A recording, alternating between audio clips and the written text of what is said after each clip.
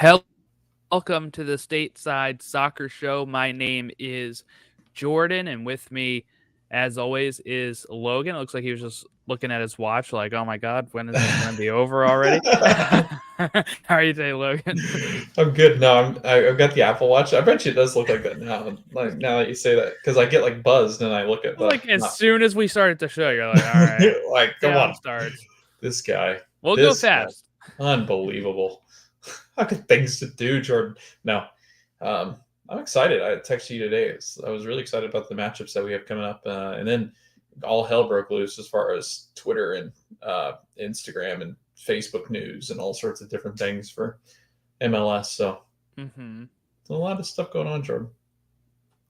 Yeah, it is. It is. We've had we had only one Sunday game, so only like but maybe 3 game threes, and one of them was on Sunday, one of them was Friday, one of them was Saturday.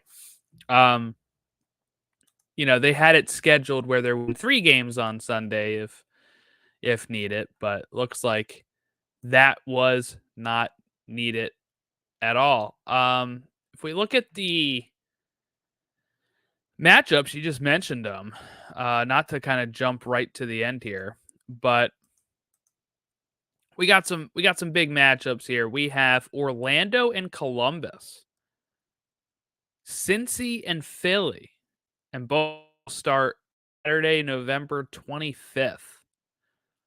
Then Sunday, November 6th, we have Houston and Kansas City. That is an old rivalry, by the way. I remember the days when they were the East having a rivalry, days they were both in the West having a rivalry, and the occasional matchups when they were one in the West, one in the East, having some matchups. But it's usually a big playoff matchup back in like the 2012, 2013 era of MLS. These two teams were always facing off. So that one's Sunday, November 26th. And then LAFC is Sunday, November 26th. And those are our 4 matchups, 8 teams that are left. And so far, I believe, right, the East is for sure hosting the final. The only team that did not that would have been able to prevent that is St. Louis.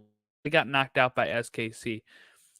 Points wise on the table, it is whoever in the East gets there is going to host. So, Philly, you've been wanting to host an MLS Cup final, win 2 games, you're in, you're hosting. Orlando, you want to host a final that's bigger than that Cup final you hosted last year, win 2 games. So all of these teams, Cincy, Orlando, Columbus, Philly, the top 4 in the East have all moved on, and they all have a chance to host the MLS Cup final. Over in the West, they're gonna have to win it on the road, all of them. And they can too. These are some pretty strong teams. Seattle was second in the West. LAFC finished third. Houston finished fourth, and they've been an ascendant team. And then it's like been the best team in the West since May or something, from what I read. So any of these can get it done. And later in the show, we'll pick our winners of these matchups. But I don't know. The East is gonna take it all this year, Logan, because these are the 4 strongest Eastern teams. Yeah, and I think too, as far as like the Eastern Conference is concerned, I think they've got 4 of the most formidable, experienced teams that have been in this situation before. You got some of the Columbus Crew guys that are still around from the Caleb Porter time when they've run through MLS Cup. You had Philadelphia Union, who were in that MLS Cup final last year and lost a heartbreaker to LAFC. I think Orlando City is one of the hottest teams coming into the playoffs and continues to look like they are one of the most dominant teams since like May, June. And then you've got Cincinnati, who's arguably one of the best teams that we've seen in MLS history. So I think the Eastern Conference is stacked with a lot of good talent. I think the Western Conference is stacked with good matchups because I think a lot of those teams are very similar in just the way that they've been able to compete this year. In a standpoint of I think they're pretty average on the way that they do compete, and I don't think there's a team that's glaringly better than the other in the Western Conference now. So I think pretty even and level playing field in the West, and then I think the Eastern Conference is just full of dominant teams that are looking to maybe capitalize on maybe a strong season and a strong finish. But again, I think all roads go through Cincinnati still. I worry for Cincinnati in the sense of what we'll talk, I'm sure, about them, but I worry about Cincinnati's road just because the experienced teams that they're going to have to run through to get to that MLS Cup final. But No luckily, they're at Miazga. home, right? So, yeah. By the way, our picks are still alive. This was my pick Yeah. at the beginning of the season. I had winning MLS Cup, and you had Philly winning MLS Cup. We switched teams there for those picks, and they're Jordan, you both look like a still alive. genius. You look like a genius in this one. Like, I feel like a lot of people didn't have Orlando City. I mean, I feel like they had them competitive, but I feel like a lot of people didn't have Orlando. No, look, if I'm right, that's pretty cool because I'm right. If you're right, that's pretty fan. So I'm hoping one of us is right here. So we either have bragging rights or I'm a happy man at the end of the year. And realistically, the cool thing is if for them to win it, they will have to they would have to host. So that means that there's a chance I'd be able to go. So that's cool. Also, yeah, head coach of the year. Look at this. I'm hoping that's not going to happen, right? We don't know who the coach of the year is still, but he's not a finalist. But I'm just saying he could have been picked, Oscar Pereira. He could have been. They decided not to. We both had Gazdag as MVP. That sucked. Sorry. we still need to do our show at the end of the thing where we Yeah. just go through all of it and go, yeah, that wasn't good. That wasn't a good pick. Yeah, we'll evaluate ourselves at Right. the end of the thing here. Not good. I think we're both fired at this point. Unless we're Chicago. So let's, I guess, dive into this. Chicago has decided to double down. Okay. They extended their sporting director, George Heights. My question is why, right? This is a really fun. So if you've ever looked up, I think they're called Nutmeg News. Yes, the Nutmeg News, which the onion of American soccer. Okay. So this is their headline after this news. Anytime you get a chance to sign the architect of 4 straight seasons without the playoffs, you got to take it. State Chicago Fire owner. That's really good. I love that. Because that's my big question. What are we doing? They weren't even really close, right? They're 3 points off of a playoff spot. If you talk about wild card, but they're 9 points off of the 7. That's not good enough to be like, oh, this is 4 straight years of that. Let's continue what we're doing. I'm just kind of baffled by it, honestly, because you have a team like Red Bulls, Logan, that made the playoffs and got through the first game against Charlotte.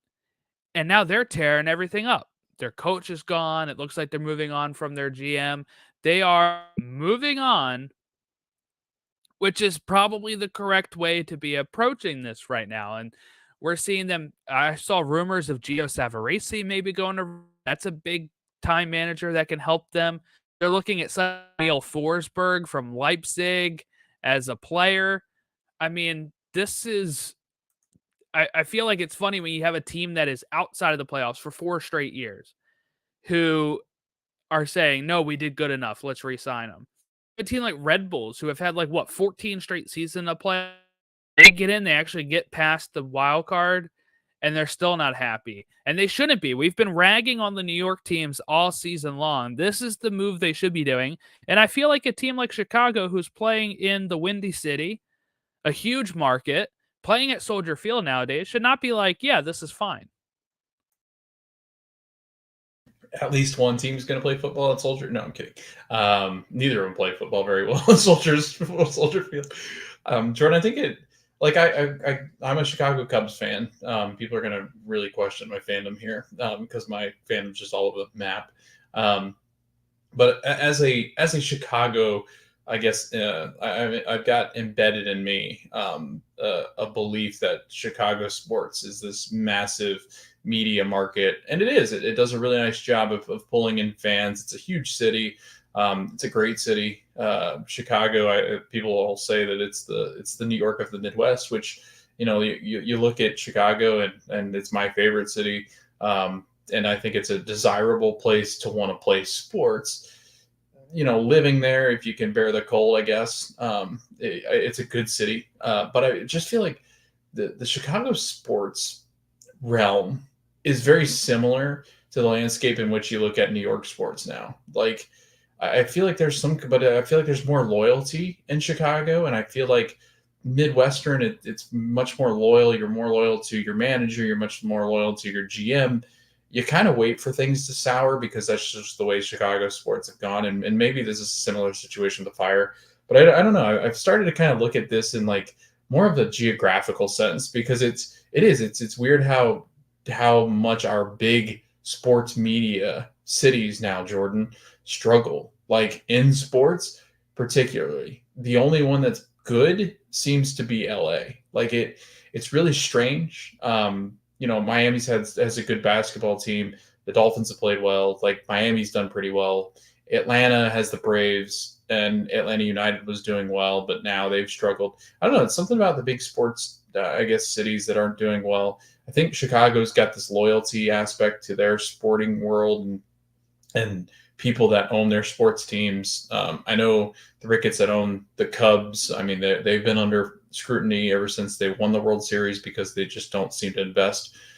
So maybe it's the same way in Chicago as far as the soccer team's concerned. I mean, I know they've struggled to have a fan base, but no, Jordan, I remember a time when the Chicago Fire, that was who people wanted to watch because they had Bastian Schweinsteiger. Like they had, that market. They were a good team in MLS. So I don't know if it's a loyalty thing where people just want to latch on, but it seems like this is seems like they're just going to head in the same direction they've been heading, and I just don't get it. I don't understand. I've never understood that in sports. Is when things are going well, you need to be business savvy enough to go, let's cut our losses and move on. Right. At least they did it for the logo, right? Yeah. That seems to be the thing in MLS, right? If you're not doing well as an organization, you just change the logo.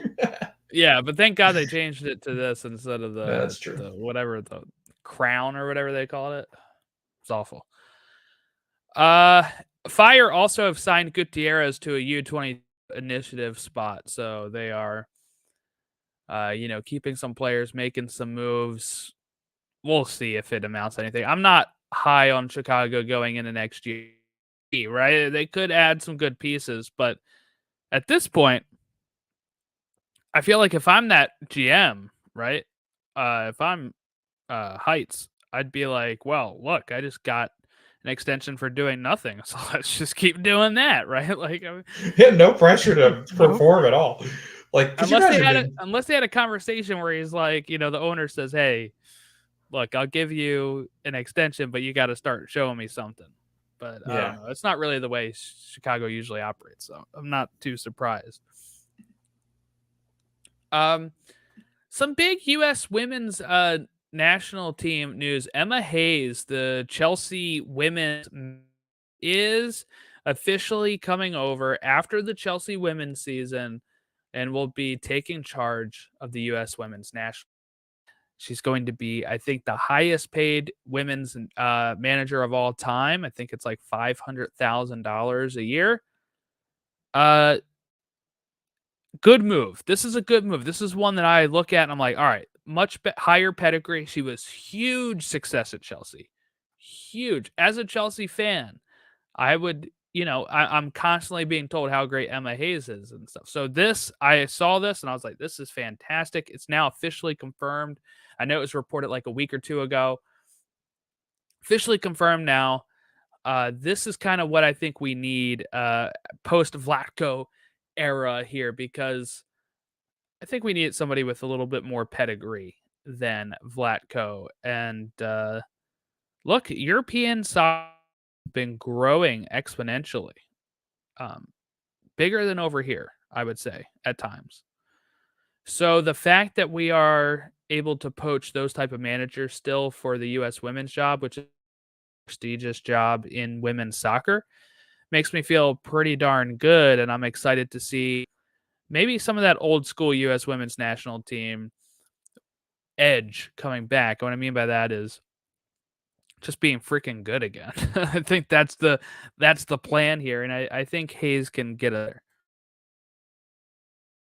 Yeah, I know she had a big run at Chelsea. I think she was there 11 years, and had won, I think, 3 or 4 of the last 5. I guess the Premier League side for the women, one of the Super League Cups, I think they call them. But yeah, I mean, you look at this team, and Vlatko wasn't going to get it done, and you and I had talked about it, and kind of the World Cup recap stuff where we had talked a little bit about U.S. women's national team and what we thought about their chances of them performing in U.S. women's national team, and how disappointing it kind of was, just because we've gotten so used to. I mean, Jordan, you and I, ever since we've grown up watching the game, especially because I've always focused on World Cups since I was, I think since 2010, men's and women's on both sides, and years going past 2010 when I was in high school, just watching both teams compete in World Cups. And the women's team, I mean, it was pretty much a guarantee that they were going to go to the World Cup,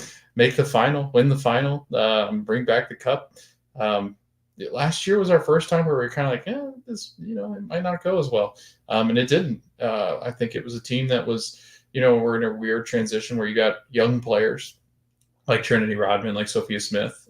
You've got players that know what they're doing, but are transitioning out. You got Alex Morgan, that was an older player, Megan Rapinoe, who's coming in off the bench and had been a staple there for so long. And it was kind of that changing of the guard. And I think this is a perfect time to do it. If you're going to get a new manager in and you get one of the caliber of Hayes, I think you pull the trigger. I think Emma's going to do a great job with the team. I think the team's going to look pretty strong.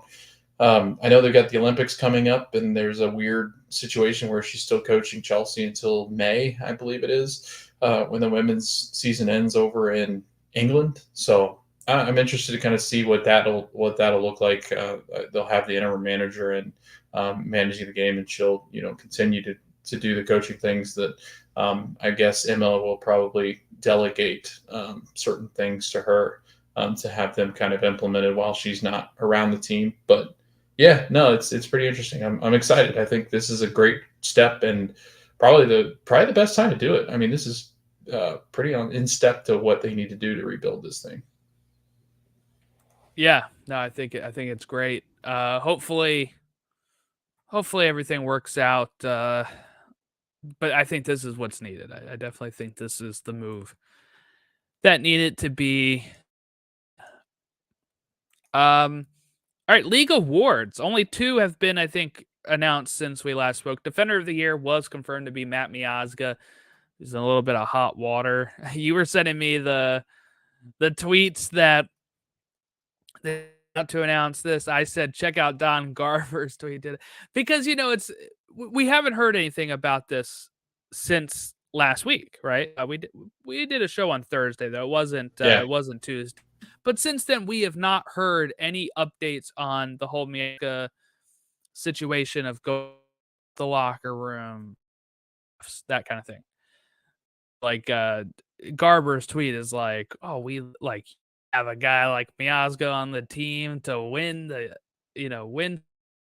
And then goalkeeper of the year is, as we thought, Roman Burki. So 2 people that deserved it. Just kind of funny with the whole Miazga stuff going on. They had to announce it before we even really know what's going on with that. All right, Nations League. We're on an international break right now. So before we kind of dive into those games for the playoffs and talk about who we think are going to win those games, a reminder that those games are not happening until the weekend after Thanksgiving because of an international break. So we have a Nations League game versus Trinidad and Tobago Thursday night on Max and TNT. And then Saturday is a friendly versus Iraq. Friendly is scheduled for next week as well. So we will be watching those for sure. Definitely the Nations League. I'm not too worried about these at the point. But yeah, so there you go. USA versus Trinidad and Tobago. The weird rights is people that don't know. The Nations League, every game except for US games is on Paramount Plus. Paramount Plus gets the US games if it's a semifinal and final. That's it. So for the meantime, it goes by the US contract, which is with TNT, and we'll be able to find those Nations League games. Because the people running all of this were like, how can we make this the most confusing way possible for people not to be able to find these games? So that was the answer. You can also watch it on Peacock in Spanish and I think Telemundo. So if you don't have HBO Max or what used to be called HBO Max, and you don't have T, but you have Peacock because of Premier League, or you have Telemundo, you'll be able to find it on there as well. Let's do a vibe check, Logan. Pulisic not able to make it because of injury, I believe, and just kind of what you're on. Excited Nations League match against Trinidad and Tobago, or is it kind of like, call me when we're out of the group? I guess it'd be call me when we get out of the group. It kind of sucks because, and again, as we do our ramp up, because 4 years will be here in no time. Shoot, we're already almost to 2024, Jordan, and the next Yeah, World so it'll Cup's be 2 coming years. up, right?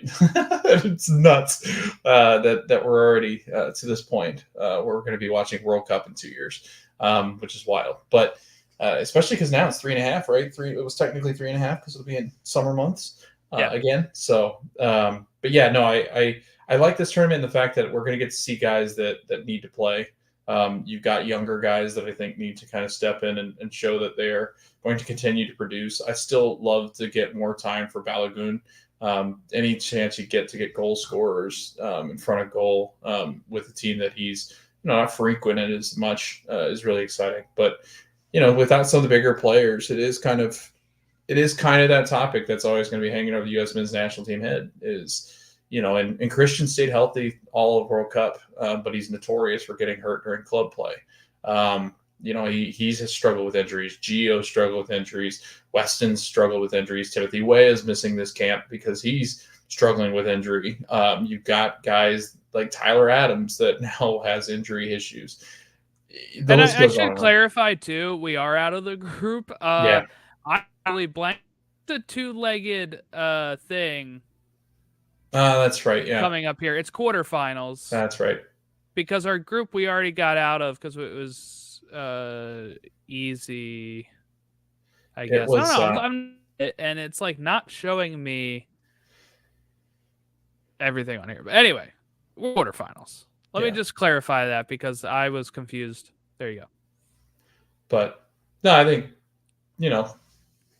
it's I think it's a good measuring stick. But again, I'm more interested on how we compete against some of the bigger teams. Just because with our healthier roster, it kind of sucks that you've got kind of a depleted roster a little bit with the two missing that would be starting 11. So I don't know. I always like U.S. U.S. men's national team break just because I like to see some of the guys play. Yeah, no, it's always great seeing the men play. So I'm so confused now because it doesn't go that leg 2 on MLSsoccer.com, which is where I'm scheduled. But it shows a game against Morocco on Tuesday, November 21st. That must be for the women, but it doesn't signify women. So the friendly versus Iraq should be for the women, and then the same thing for Morocco, I guess. It's hard to Google it too. Like They if you should mark Google it, it's this hard to. stuff down, Yeah. please. Mark this stuff down on the site because I'm so lost. Let me go to US Soccer's website. How about that? Okay, never mind. It's the under 23 friendlies against Iraq. They didn't even say that on the thing. Yeah, this is the quarterfinals though. We got this is quarterfinals. yeah, Yes. U.S. men's national team versus Trinidad and Tobago. Then you got Canada, Jamaica, Costa Rica, Panama, and Honduras and Mexico. So you got really good teams like left. I'm kind of interested to see how it shakes out because those are all teams that we've competed with in qualification. Which, as far as qualification is concerned, the big three in the CONCACAF region are all qualified now. So again, once we start to break down that again, that'll be fun because there's a whole new batch of teams that I think get in on the CONCACAF side that wouldn't typically, because they're kind of given that window because the three have already qualified automatically. All right, so I went to US Soccer's website, so let's do this. This is the easiest. This is the easiest way. All right, I'm gonna say everything on FS1 and Universo. November 15th at 4 a.m. Tomorrow morning, is the under 17s World Cup. All right. So they have a game 4 a.m. tomorrow Eastern time. Then we have the Nations League on the 16th at 9 o'clock. That is in Austin. That's the one on TNT, Telemundo, Universo, Max, Peacock.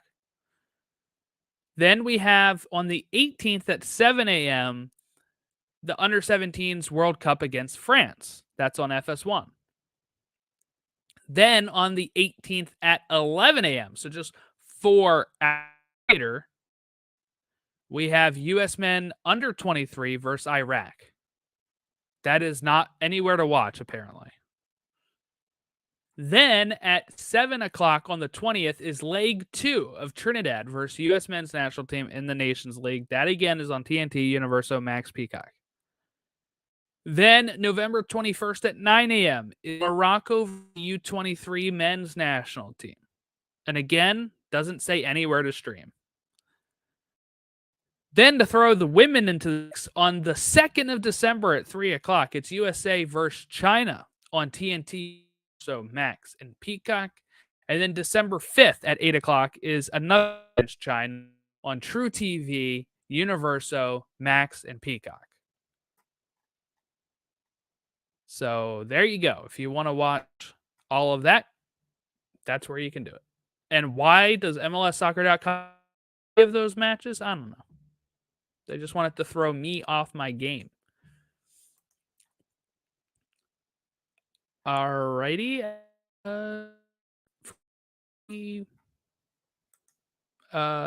Yes, Nations League. Okay.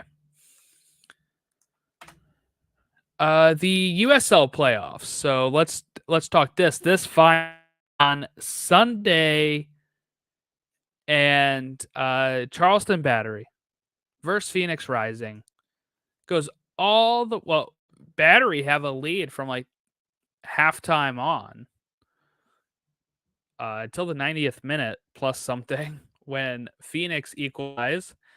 And then Charleston get the 2-0 penalty shootout before they decide to choke that away as Phoenix comes back, wins their first ever title in a USL Championship. And I was texting Logan. He wasn't responding. I called him, and you could hear the tears flowing down his cheeks. That's dirty. You do it dirty like that. Oh, man. Yeah, for those that don't know, they played at College of Charleston, right? Too. Yeah. For those that do not know, I am from Charleston, South Carolina. I went to College of Charleston. That's where the Battery play on Patriots Point. Beautiful stadium. They actually had to move their stadium. They used to play over in Daniel Island over in Charleston, but they actually since have closed Blackbaud Stadium and now use College of Charleston as kind of a joint effort. It's a great stadium. It's in a really nice area, same kind of place, Dano Island. But a beautiful night, and tragedy struck, Jordan. Yeah, I was feeling pretty good. I mean, they controlled the game. They looked good. They had a nice finish off of a goal in that first half, and then in the second half, they looked like they were just going to control it all. Then Phoenix levels it, and then they had two of the worst penalty kicks I've ever seen. The Panenka, that was one of the worst I've ever seen. And then Brutal. the Battery, all they had to do was finish off one more goal, and they'd have completed it out, and they And they missed three couldn't. straight. 3 It's straight. brutal. Talk about a choke. That is a Yeah. choke. I Yeah. don't usually like to point out like choke because I do like to say, oh, the other team are professionals as well. But no, you need it one more. One more. Yeah. You had to all you had to do was close them out, and then close them out in penalties too, because you got that chance again. And then they started off with two of the worst penalty kicks I've ever seen. So then you're like, well, now I'm feeling great. I wasn't feeling great after that. Really rough. Really, really rough from Charleston there. Happy story the next. They've never won before. They've won. Charleston is like the most winning, I think, in USL Championship. So they'd won quite a bit. But just not a good look when you. I God, Phoenix is choking right now. They just tied it up for no reason. They're gonna that. What was that penalty? Right, that was my thought. Hits it right to them. And then everything just turned. Everything just turned. And unfortunately for Charleston, they couldn't get there. And it's probably a bummer for all the Charleston fans that were there. Which it sold out pretty quick. It was a good crowd. And now we say goodbye to ESPN for these finals, and they're going to be on CBS. So excited for that. The NWSL had their final on CBS this weekend as well. They played on Saturday, and Gotham, home of the Batman, won the NWSL for the first time against the OL Reign, who, Rapinoe had her last game 7 minutes in due to an injury. She had a great line that, it made her know for sure. It proved that God didn't exist because of being her last game and that happening. So there you go. You can,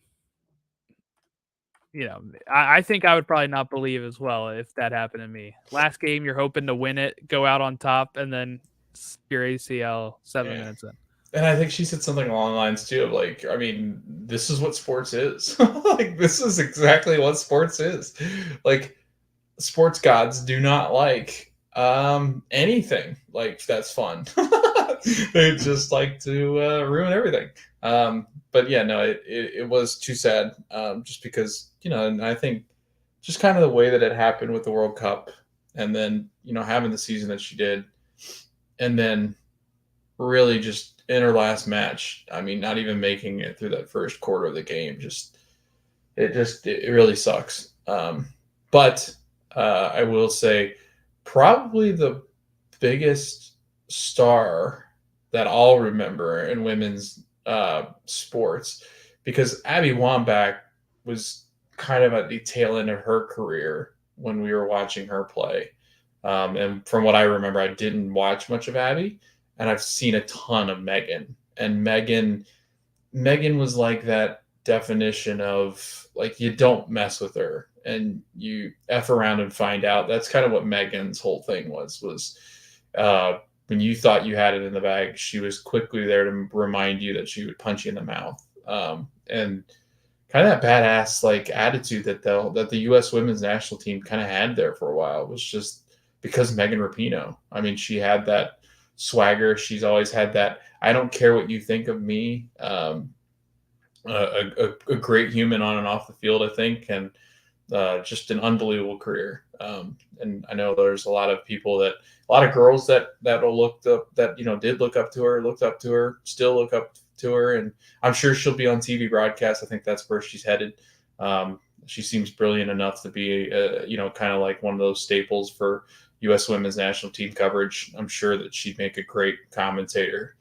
So I'm kind of hoping we're not seeing the last of her, but it's too bad that's how it has to end. So Ah, a brutal ending there. Uh, yeah, and then Flower City won NISA. Not going to compete in NISA. They are apparently, I don't know, folding. I guess that news broke today. So you're going to have a champion of NISA that's not going to exist. Doesn't make me feel good about NISA's prospects going forward and my Maryland Bobcats. So hopefully something happens to. I Yeah, did. you can only watch them on FIFA Plus too, which is a Yeah, terrible app, by the yeah. way. I did have a question for you. I think it came up today because there was a lot of debate because Chattanooga got a team In in MLS MLS Next Pro, Next, right? they moved from they moved from NISA They did, yeah. to MLS Next. Yeah, because there was a lot of because then there was a lot of argument too about does MLS is net or MLS Next, is it going to there replace USL and the interest in behind USL? Like, what would your feelings be in behind this league getting rid? Because a lot of them do play in USL, the MLS Next teams. Do Not you? anymore. They moved Oh, they on moved them from it. out. Yeah, Okay. yeah. They moved Well, out of there when they started MLS Next Pro. okay. So they were playing there, but Yeah. how would you feel? Because I know you've got you've watched USL, like you've grown up watching USL and NISA, like, and I know you'd be sad about it, but like, how would you feel if MLS was able to build a good product and have that kind of second league? Would you be okay to that? Would you hope that USL doesn't go away, or would you kind of hope that MLS works with USL to kind of integrate them into kind of a tiered system? So I never wanted the like Union 2 playing in USL because I thought it and I think they some would play in USL Championship, some would play in USL League 1. It was confusing. But I never liked that because I felt like it almost delisted the USL, right? If you have like Knicks going up against LA Galaxy 2. In my opinion, I've always wanted them to be a separate thing. The MLS Reserve League, they folded, moved them to USL, and then now they're doing MLS Next Pro, which is for all intents and purposes a reserve league. And I think that's all they need to do. I think it's weird that they're trying to bring in independent clubs into MLS Next Pro because, again, like if Chattanooga Next Pro, okay, a bunch of 15-year-olds. I don't know like what the big I don't deal that is. Oh, you beat a youth team, pretty much. I mean, I guess for them it keeps the club alive because Nisa's kind of falling apart. So do what you can, I guess.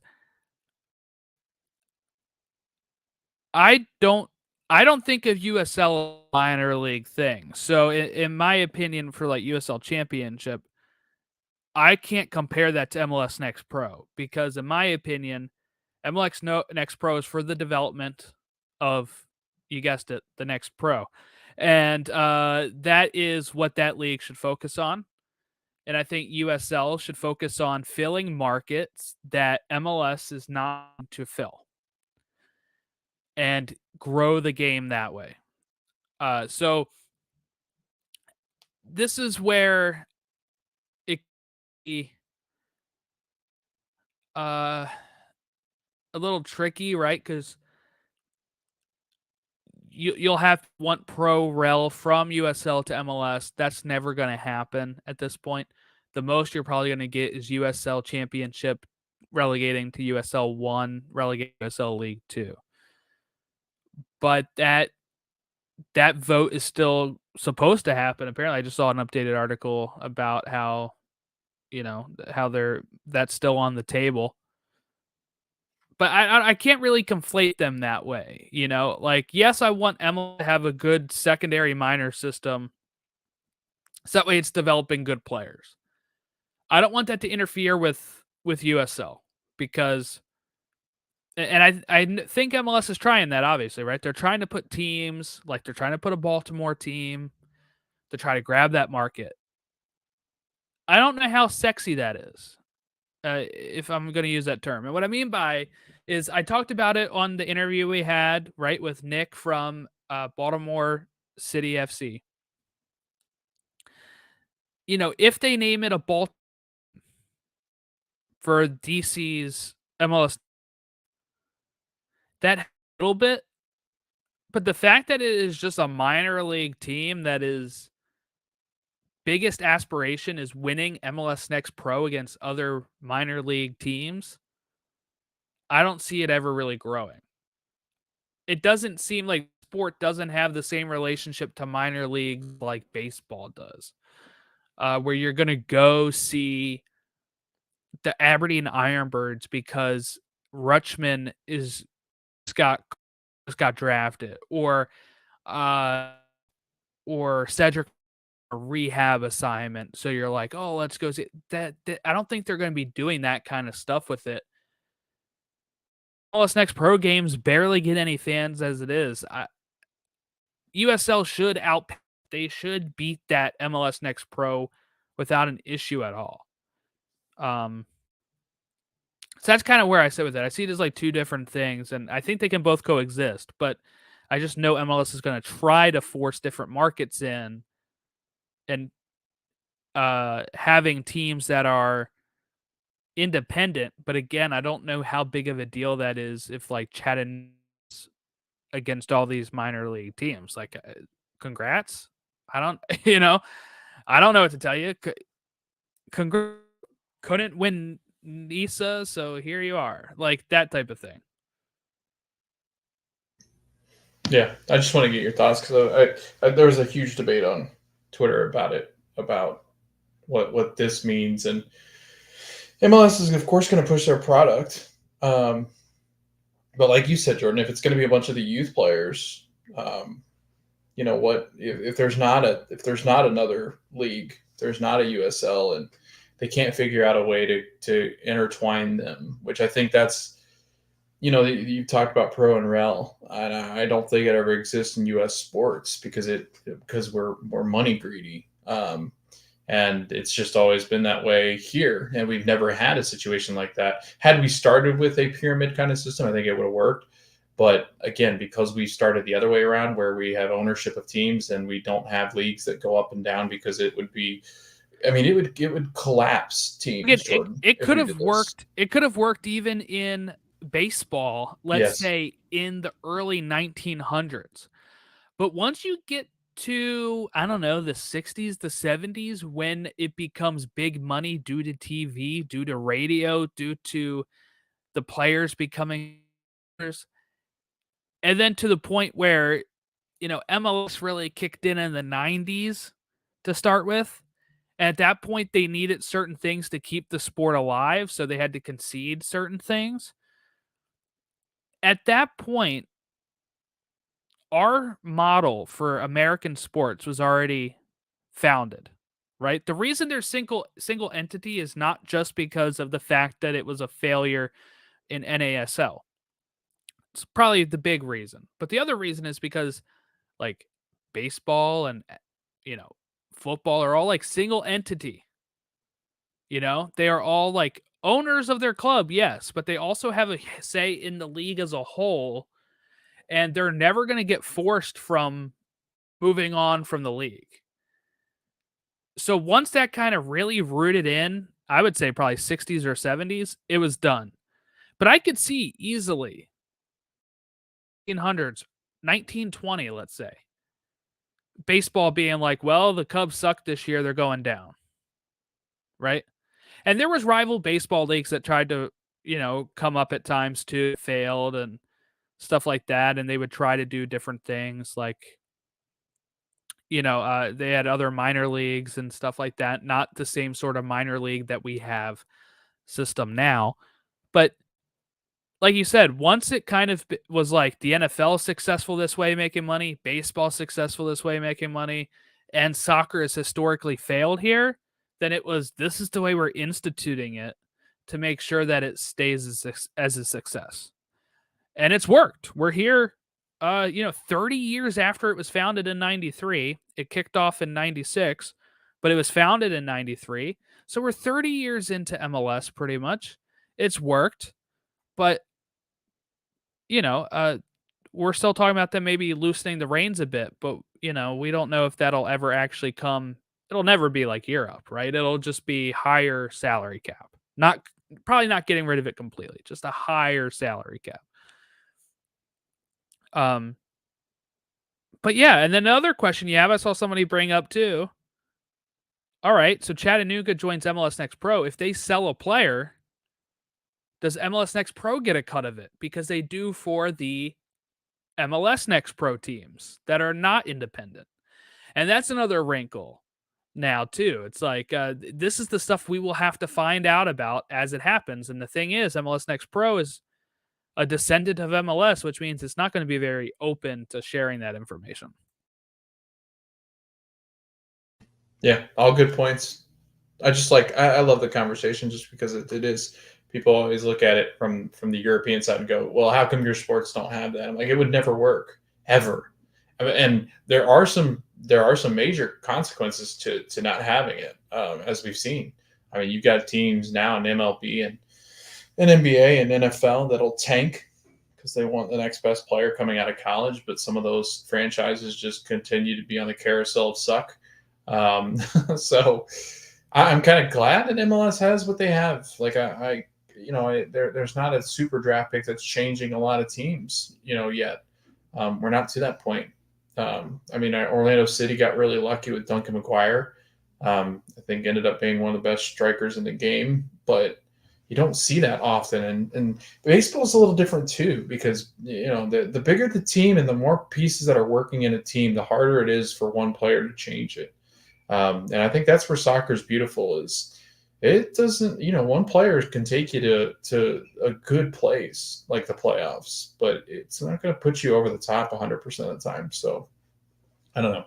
I like the way it works. I like the way that the system's gone. I just wish there was more.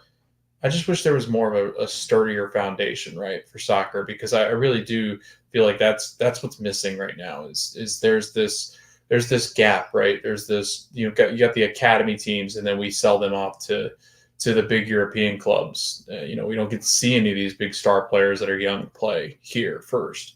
Typically, like it's just not a typical thing we see. We see, Dallas selling all their players before we even see them touch the pitch for the major team. So, yeah, that's the next step I think in the growth. But I just wanted to get your thoughts because I know you're, and like me, I love watching those leagues. I think they're quirky. I think it's just like minor league baseball. I think it's fun. They play on baseball stadiums with trucks in the outfield and stuff. It's just fun. That stuff is going to have to change, and the good USL is able to take a bigger jump, hopefully, with the CBS deal we talked about last week. That is a big deal going forward for the league to be able to say, get out of MLS's shadow. MLS is going to be on Apple. You're going to have to sub to that. And us MLS sickos will sub to it. But if a CBS over the air or any of these games a little bit throughout the season are on CBS, or people stumble upon them, maybe, right? But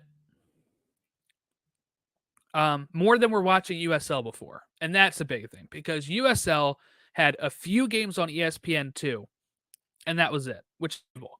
CBS, you don't even need cable, just an antenna and you're right.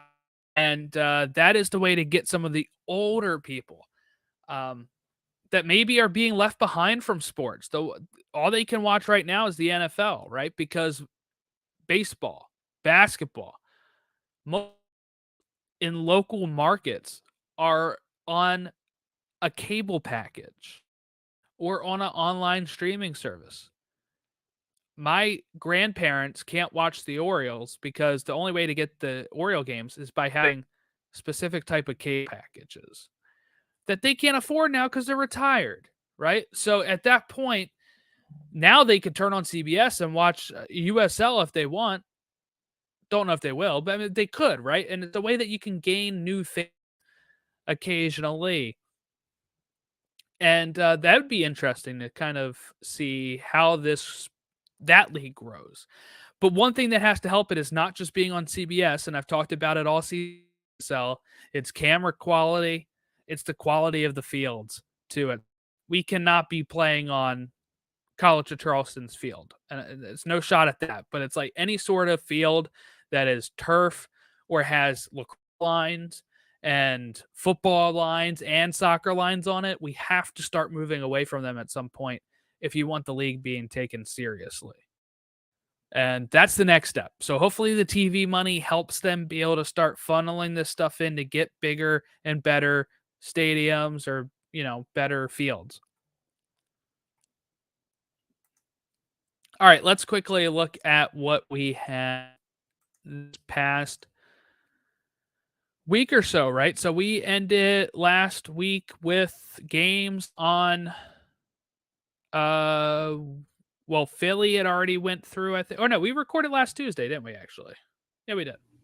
Thought it was Thursday, but Thursday. I thought was it Thursday. Thursday? Because I'm looking at, I know for sure we were recording before Atlanta, Columbus, and then Nashville, Orlando. So that's right. Tuesday. I was sick Thursday. There's no way we recorded on Thursday. Oh, right. Okay, so Atlanta, Columbus in game 2. Atlanta came out hot. Orlando finished the sweep 1-0 over Nashville in Nashville. Then on Wednesday, Philly finished their sweep against New England 1-0. Friday, NYCFC beat Miami in a celebration of Messi's Ballon d'Or, the hot game of the night. And then Seattle beat Dallas in game 3 1-0. A lot of 1-0s here. Houston beat Salt Lake on penalties after a 1-1 draw. And then Columbus reversed the score from last Tuesday as they beat Atlanta 4-2 to move on to the next. And we now have Orlando at 5:30 at Exploria. And then Cincy at 8, hosting Philly at TQL. And that is on Saturday, November 25th. Logan, I'm going to ask you to lock in here your picks for Nashville, Orlando. Nashville and Orlando. That's not not Nashville, Orlando. Sorry, Columbus. Yeah, that's an easy pick then. Sorry. I was like, definitely Orlando. I bet they win 2 games 1-0. I get it. It's the colors. I would say it's going to be a barn burner because I think the last game they played was a 4-3 win by Orlando, if I can remember. Yeah, it was pretty close. It was a really good game. Yeah, so I'm going to go with the same thing. I'm going to say that they play a pretty contested game, but I'm going to say that Orlando withstands the crew. I'm going to say it's a 3-2 game, Orlando at Exploria. All right, I'm going to go ahead and say Orlando wins 2-1. I think I like them at home. I've been a fan of the crew all year on how well they're. This is a good for them. I think it was a great run for them if it ends here in the conference semifinals, right? And then quarterfinals altogether for MLS. But I'm going to have to go with Orlando here. I'm really liking what they've done. I stick with this. I got to stick with my pick for MLS Cup winner right now. Cincy, what's your thoughts here? Yeah, this one's tough. And I really struggle with Cincinnati and the fact that I'm so used to what Cincinnati used to be, and I'm waiting for the moment they just drop the ball per se. And Jordan, I think this is it. I think they drop it here. I really feel weird about this game, mostly because I think they're like, you know what, Cincinnati feels like they've got Philly's number. They've played them pretty well. Pat Noonan seems to have figured it out. But now you got Matt Miazga, Defender of the Year, out. He's anchored that back line. That back line used to be really shaky when he wasn't there. They're not fantastic when he's missing. I really worry about that. I feel like Jim Curtin is not the coach you really necessarily want to run up against without one of your best players. So I'm gonna go Union, but I'm gonna say it ends in penalties. I'm gonna say that the Union win in penalties. feel like that's where we're headed. All right, I'm gonna go Union 3. I think with all the pressure on them right now, with all the Kai Wagner stuff, the Bedoya stuff, right? All of that stuff, they've constantly turned in good performances in the playoffs with that stuff going on. So far, 2 games that they were under the microscope against the Revs, they beat them. They've played Cincy pretty well when it comes to these playoffs that they've played in. They are the big brother to Cincy's little brother. Maybe Curtin shows Oh Noonan man. a thing or two. Oh man. I'm hoping. I have 3-1 Union win. Mainly because of Miazga being out. I think that does hurt them a lot. I think the Union will have a better defensive showing in this game. It's really going to come down to front 3 score. And then, can the defense and some of their strikers quiet, which is, I think, the big question. This is a matchup that can go either way. But I'm going to be optimistic here for the Union and say 3-1. All right. Let's with the Sunday games, Houston and Kansas City. Logan, your pick here. Yeah, I got to keep riding with it.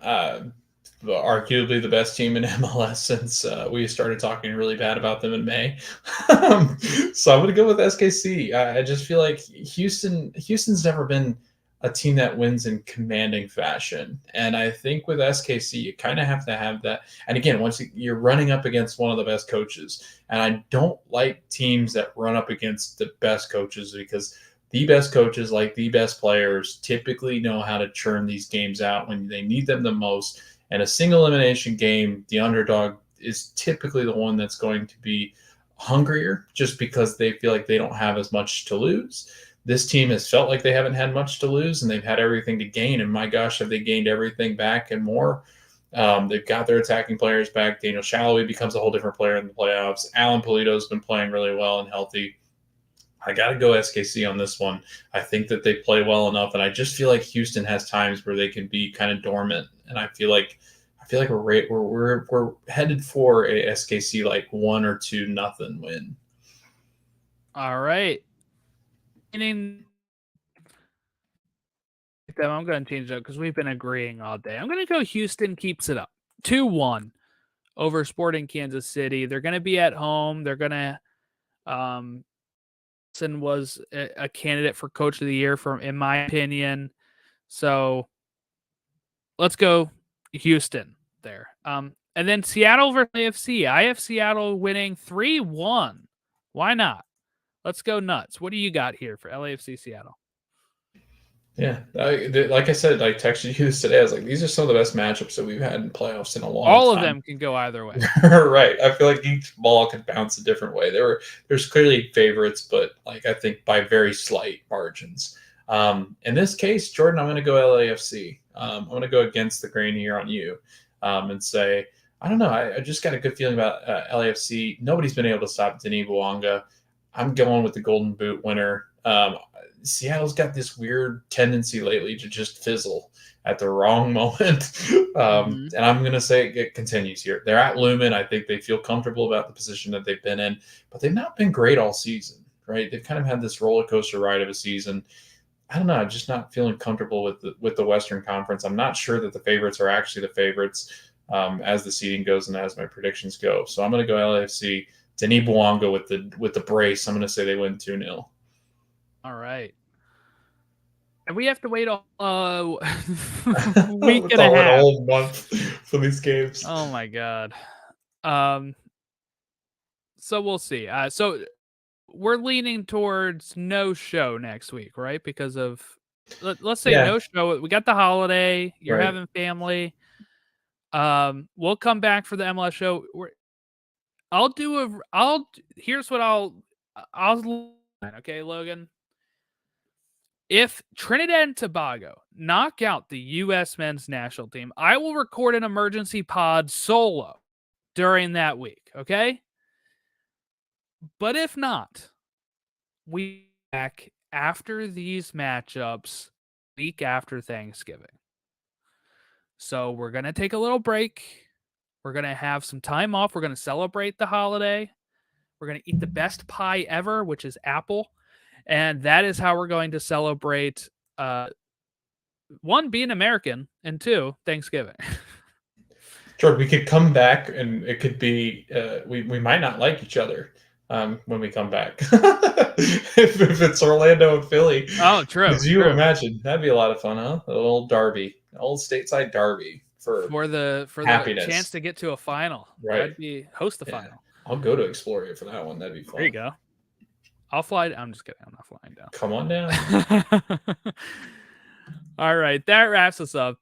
Let's do some plugs. Logan, I had the pleasure of speaking with you on Sunday about a very special topic in my heart, and that is Star Wars. And over on the Pod Awakens, which is our Star Wars themed podcast, we are recapping the Clone Wars, the cartoon.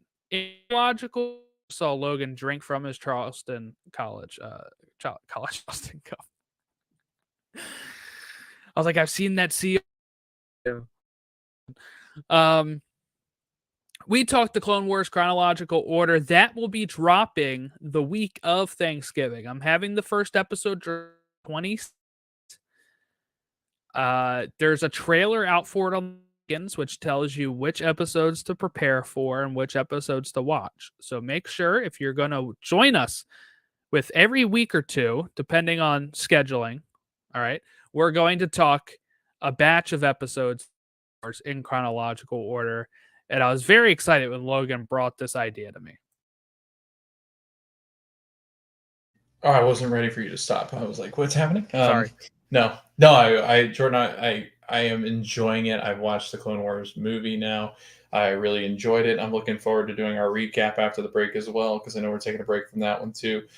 But again, if you're not watching or haven't watched Clone Wars, I guess you would be watching it because it's not currently on. But if you haven't watched it and you're a Star Wars fan, then you are missing out on a gem that I'm glad that I've kind of delved into, just because it really is. It's becoming a show that I just want to keep watching it. So it's a lot of fun. Yeah, Logan's never. I have. I've watched it once through, though, not like a million times. So this is a fun project of revisiting it after like years of not watching it, and Logan watching it for the first time. So we're over there doing that. So make sure you check that out. Over on the Marvel podcast, Infinity Saga and Beyond, I just recapped the Marvels with two of my friends, Ron and Chris, and you can hear our thoughts there. I also wrapped up Loki season 2 coverage over on there as well. And then here, you can follow us at State Show on all of the social media links, Twitter, Instagram, Threads, all of that stuff is in the show notes below or in the show notes of your podcast feed. Thank you all for watching, listening. We will catch you Thanksgiving. So everyone have a happy Thanksgiving if you're over here in the U.S. And we will chat about these games that we just previewed. So have a great rest of your week. We'll catch you then.